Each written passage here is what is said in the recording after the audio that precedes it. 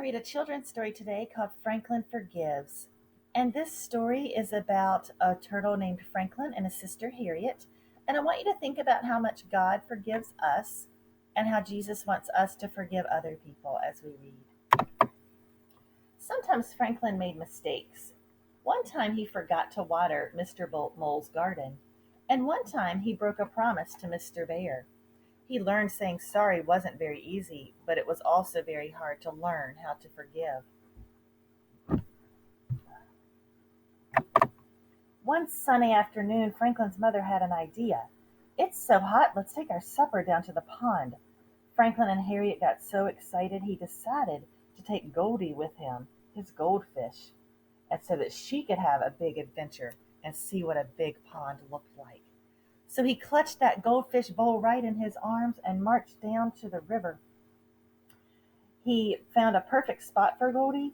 It was right in the shade and at the water's edge, and he gave her some food so that she could have a picnic with the family, too. His mother said there's lots of time to play before supper, so he and Harriet began to play catch. And guess what happened? As they were playing catch, Goldie accidentally got knocked into the river, and it was so scary. Franklin screamed, "No!"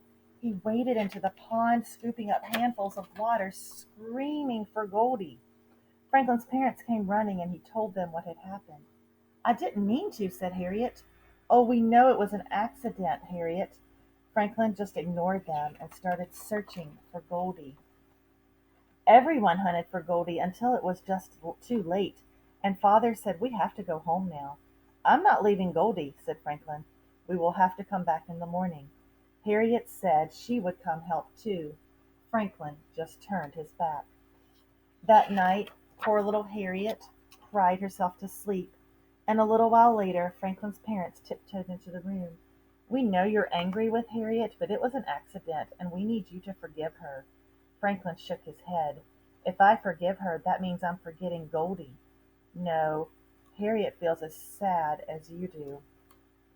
When morning came, Franklin was sad when he saw the empty goldfish bowl, but when he got to the kitchen, Harriet had made him pancakes because they're his favorite.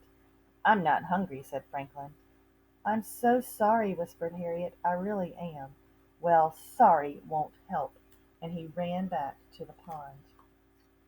By now Franklin's friends had heard the news, and Bear and Beaver had shown up to help. "Poor Harriet," said Beaver. "I bet she feels awful." Franklin just frowned. "Did she say sorry, Franklin?" asked Bear. "Yes," muttered Franklin. "But what good does that do?"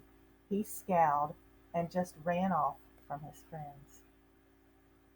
In the afternoon, Franklin's mother found him alone in his room, just staring at the empty bowl. She hugged him and kissed him and let him cry. "I didn't find Goldie," he sobbed. His mother hugged him and said Harriet also feels terrible, but Franklin did not want to listen to that. After supper, Franklin's father asked him to come help with the dishes, and he said, "You didn't eat very much." "I didn't feel like eating," said Franklin. His father put his arm around him. "You can't stay mad at Harriet forever." Franklin said, "I don't like being mad at her." He went to his room and noticed right away that his goldfish bowl was missing from his desk. Then he realized Harriet was missing. "Harriet? Harriet?" Everyone in the family began looking for Harriet. Franklin found her sitting alone out on the steps, and she said, "I really want to get Goldie back for you." Franklin said, "I know, but you are too little to go alone." "I know, we both love Harriet." "Poor Goldie," said Harriet. "She's all alone in that great big pond." Franklin said, "Well, maybe she's having a big adventure." Franklin and Harriet decided to draw some pictures of Goldie. Look at that.